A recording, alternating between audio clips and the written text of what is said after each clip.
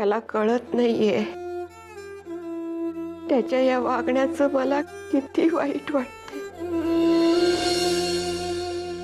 मला तर विचारही करता येत नाहीये माझ्या माधुरीचं बाळ या घाट टाकलेल्या घरात येणार आहे।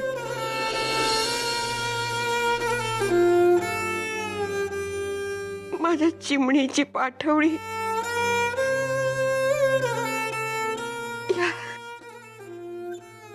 या तारण ठेवलेल्या घरातून होणार। सर मला माहिती ही पूर्ण अमाउंट नाही आहे, पण तरी उरलेले सगळे पैसे मी माझ्या सर्व्हिस मधून परत करेन।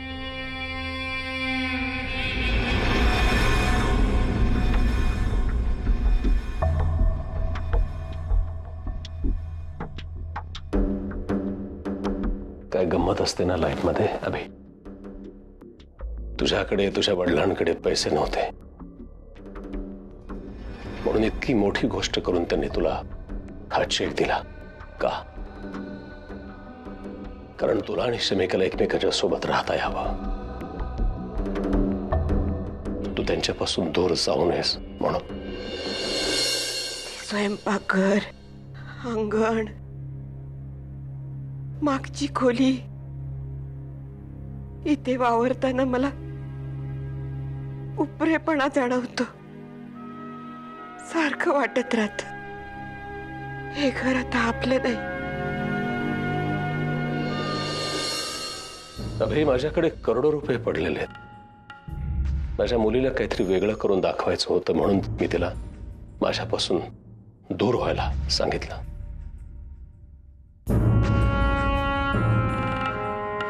आणि तिला तरी हे असलं सगळं करण्याची काय गरज होती अभिषेक, सांग ना मला तू। पण आता जीव तुटतोय माझा। माझा एवढा मोठा बिझनेस आहे, एवढे सारे ऑप्शन्स आहेत, काय गरज आहे तिला दुसऱ्यांची लग्नाची प्लॅन करायची? मला बस एवढंच अपेक्षित होतं की तिने माझ्यासोबत राहावं, काम शिकावं, स्वतःची लिमिटेशन्स ओळखावेत आणि मग स्वतःच्या पायावरती उभं राहावं। पिढीजात घराबद्दल अशा भावना येत राहतात मनात। चांगलं नाही केलं सुभाषने, चांगलं नाही केलं।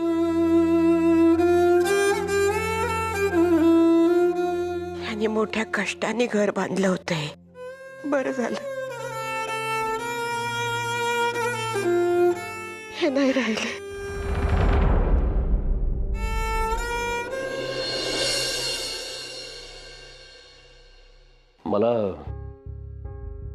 मला तुझ्याकडून हेल्प हवी, प्लीज तू हो म्हण।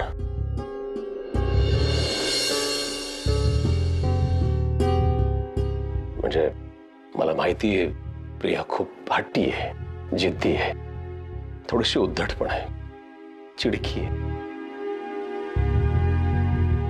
पण अभिजित तिच्या चिडकेपणामुळे तिच्या हे नाही लक्षात आलं की तिच्यावरती तिच्या बापाचं किती प्रेम आहे। अभिजित मला असं वाटतं की तू तिला एकदा भेट, तिला समजावून सांग।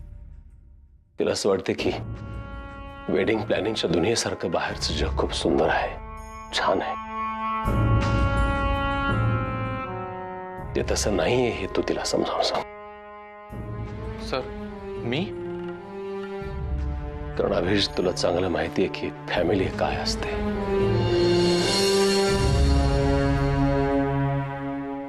आणि अभिजित प्रियाच्या हेच लक्षात येत नाहीये की तिच्या अशा वागण्यामुळे मला किती वाईट वाटलं।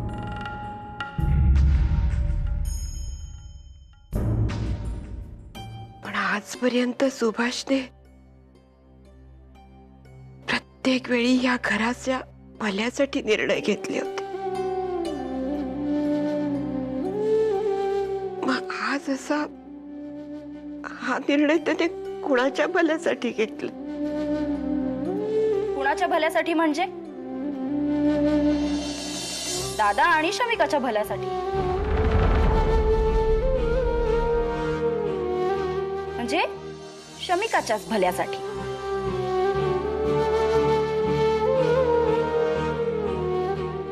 कारण दादा जर इथून निघून गेला तर मग तिला एकटीलाच इथे राहावं लागेल ना.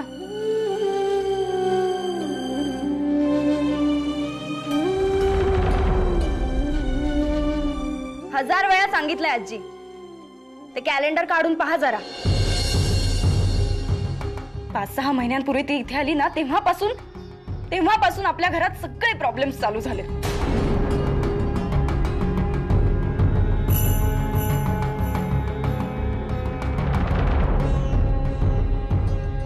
सगळेजण त्रासलेत तिला. आई काय, बाबा, आजी, दीदी, जिजू, मी, दादा सुद्धा.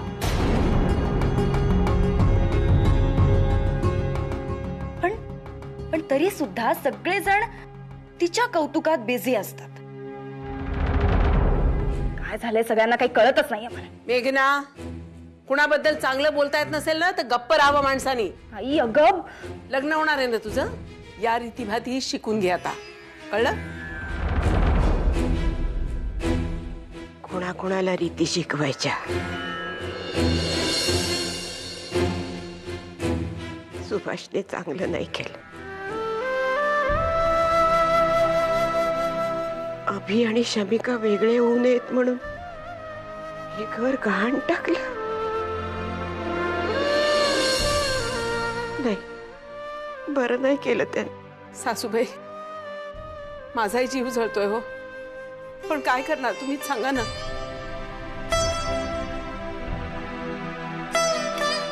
इतक्या थोड्या वेळात एवढी मोठी रक्कम कुठून उभी करणार होतो आपण, सांगा ना.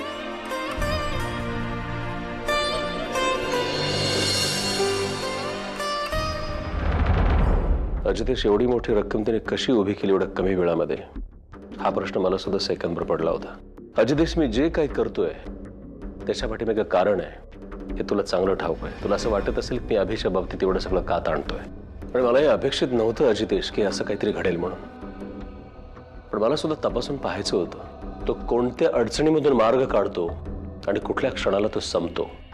या गोष्टीची पूर्ण कल्पना आल्याशिवाय मी संध्यापर्यंत पोहोचण्यासाठी त्याचा वापर करू शकत नव्हतो अजितेश. नाही नाही नाही,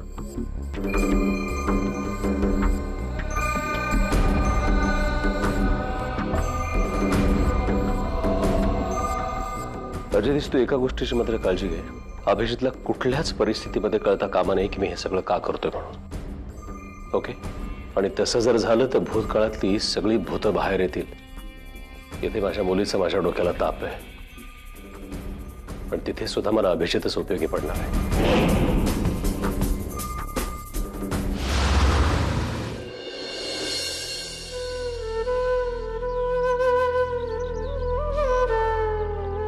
पाच 6 महिन्यांपूर्वी ती इथे आली ना, तेव्हापासून आपल्या घरात सगळे प्रॉब्लेम्स चालू झालेत. सगळेजण त्रासलेत तिला. आई काय, बाबा, आजी, दीदी, जिजू, मी, दादा सुद्धा.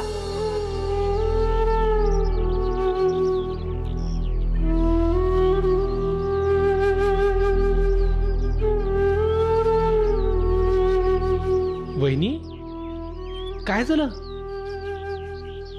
सगळं ठीक आहे ना? काहीच ठीक नाहीये चंदू.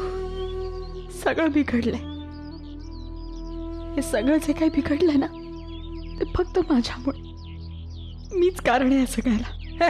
काहीतरीच काय बोलताय? कोण म्हणलं तुम्हाला असं? कोणी कशाला बोलायला हवं चंदू? माहिती आहे मला, अभिच्या आयुष्यात मी आल्यापासून सतत नवीन प्रॉब्लेम्स येत आहेत. इतके प्रॉब्लेम्स येत आहेत जेवढे गेल्या 25 वर्षात आले. मी आल्यापासून 5 महिन्यात कितीतरी प्रॉब्लेम्स येऊन गेले. बघ ना, गोष्टी इतक्या तराला गेल्यात की घर गहाण टाकायची वेळ आली आपल्यावर. आजी म्हणतात तेच बरोबर आहे. मी खरंच खूप अनलकी अभिसाठी, त्याच्या घरासाठी. नाही हो वहिनी, कोणी सांगितलं तुम्हाला हे? हो वहिनी, जे काही होतंय ना त्यात तुमची किंवा कुणाची चूक नाहीये हो. खरंच मुळात परिस्थिती चुकीची आहे. अहो, मी तर म्हणतो ना की तुम्हीच फक्त अभ्याला सांभाळू शकता. खरंच तुम्ही एक काम करा, तुम्ही फक्त अभ्याकडे जा आणि त्याला म्हणा की जे काही व्हायचं ना ते होऊ दे तिच्या आईला, मी तुझ्यासोबत आहे. मग बघा, खुश होऊन जाईल. कसा 1 मिनिटात प्रॉब्लेम सॉल्व्ह करेल. हा, पण त्याला जर कळलं ना की तुम्ही या शकून अपशकुनांमध्ये अडकलायत, मग मात्र जाम भडकेल तो. त्याला नाही आवडत हे, चिडतो तो. अरे दिल है छोटा सा मगर मोठी सी आशा क्या, काय ते कॉन्फिडंट राहू म्हणा, माझं मन बी पॉझिटिव्ह असं काहीतरी म्हणा. बघा, आता हा कोणता डायलॉग? बस का वहिनी, आपला आहे ओरिजिनल. आपल्याकडे डायलॉगची फॅक्टरी आहे. म्हणजे ते असा हा पिक्चर मधला चोरलेला होता, पण बाकी आपले सगळे डायलॉग ओरिजिनल असतात. आपण एक काम करायचं का, चला आपण अभ्याकडे जाऊ. अरे आता हा, आता ऑफिसमध्ये असेल तो. मग फोन लावूया का? थांबा, मी लावतो. लागला. हे अभ्या, अरे मी आहे चांद. कुठेस तू? काम करतोय? बर, मग ऑफिस झाल्यावर तुला बाहेर जायचंय का? ठीक आहे, मग आम्ही तिकडे येतो. Okay, bye. ऑफिस झाल्यावर त्याला काम आहे म्हणाला, पण मी तुम्हाला सोडीन बाईकवर. हा, ए कुठे चाललात तुम्ही लोक? मला पण न्या ना तुमच्या बरोबर, मी जाम बोर झालीये ग. तुम्ही काय रात्रपाळीच्या गुरखा होतात का ते शिट्टी वाजवणाऱ्या? व्हॉट काय तुला कबाब माहितीये?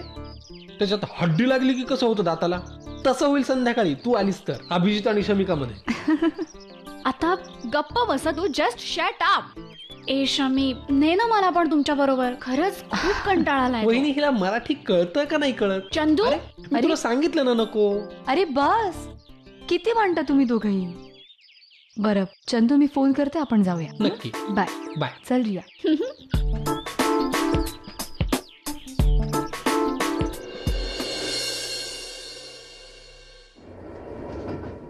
प्रिया,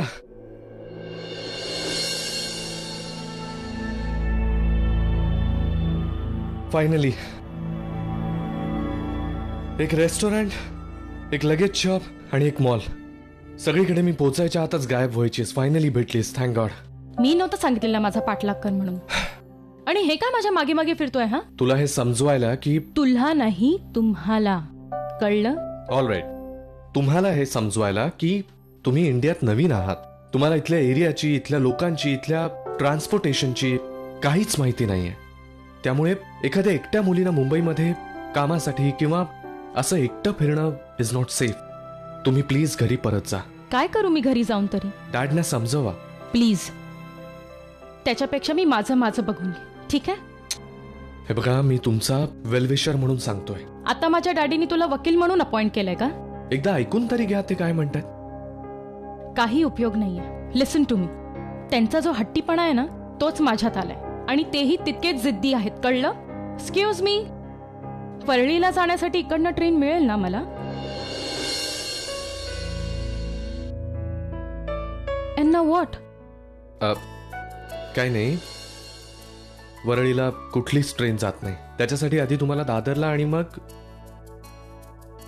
नाही, पण तुम्ही ट्रेनने काय फिरताय? तुमची कार? माझ्या कारची कीज डॅडींच्या ऑफिसमध्ये राहिली आहे, आणि मला तिथे जायची काहीही इच्छा नाहीये, ठीक आहे? आणि त्यांचं तोंडही बघायचं नाहीये मला. मी चाललंय माझ्या मैत्रिणीच्या घरी वरळीला, आणि त्यासाठी मला ट्रेनने ट्रॅव्हल करावं लागलं ना तरीही मी जाईन, ठीक आहे? आणि तूच म्हणाला होतास ना की एकट्या मुलीला किती डिफिकल्ट असतं इथे सर्व्हाइव्ह करणं. यु नो व्हॉट, तुम्ही ना एकसारखे आहात सगळे, you and my dad. But you know what, मी कोणालाच घाबरत नाही, आणि ही माझ्यासाठी टेस्ट असेल. आणि मुंबईत सर्व्हाइव्ह करायचं असेल तर ट्रेनमध्ये ट्रॅव्हल करता आलंच पाहिजे. And I will do that, you know. Okay? ए या इकडे या. चंद्या, काय हे? अरे अरे अभ्या, कुठे बोलवलंस मला? प्लॅटफॉर्मच मिळाला का तुला? आणि रिया, शमिका? मग काय, मला माहित होतं दिवसभर तू ऑफिसमध्ये त्या विचित्र बॉसच्या हाताखाली राब राब राबला असशील.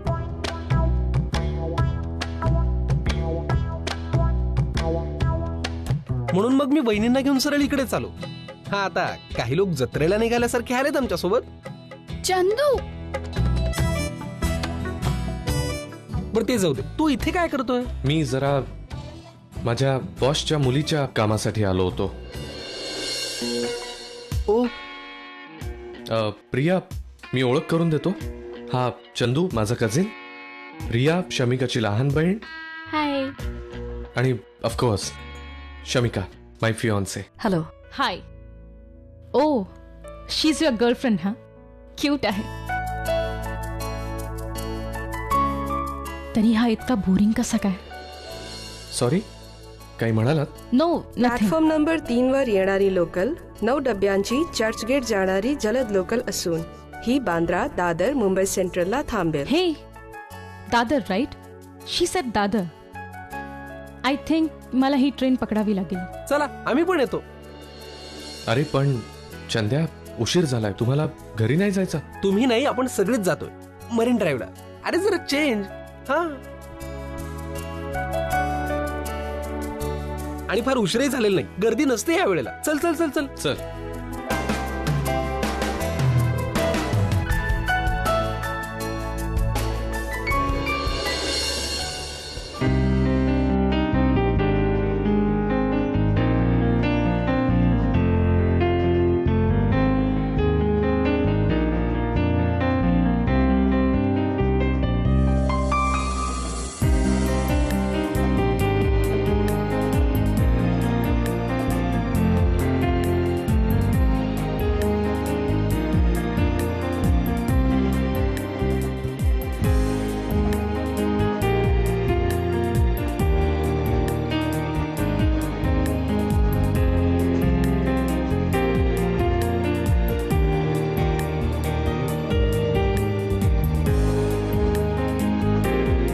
खरं सांगू, मरीन ड्राईव्हला जायचा हा फक्त बहाणा होता.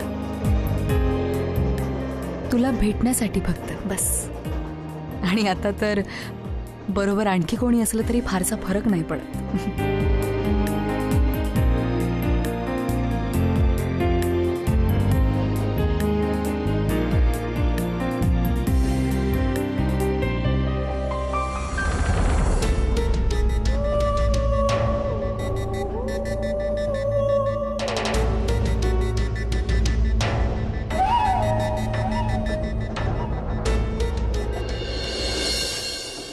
शमी, ते नवरा बायको बघ ना, एकमेकांकडे बघून किती क्यूट हसतायत ना.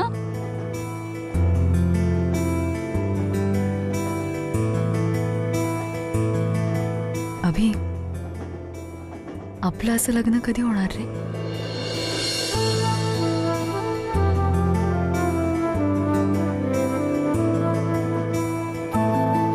आधी मला थोडं लायक बनवू दे. बँक बॅलन्स थोडा हेवी होऊ दे, मगच. आणि ही बॉसची मुलगी मध्येच कुठून आली? अरे काही विचारू नकोस. ती पहिल्यांदा इंडियात आली आहे आणि तिला काहीतरी बिझनेस सुरू करायचा आहे म्हणून बॉसशी तिचं भांडण झालं कडाक्याचा.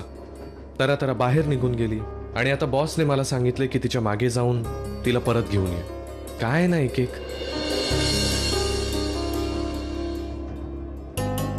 सी, रिसेशन असो किंवा इमर्जन्सी, इंडियामध्ये लग्नाचा बिझनेस कधीच डाऊन नाही होणार. आणि मला माहिती आहे, मला नक्कीच या बिझनेसमध्ये सक्सेस मिळेल.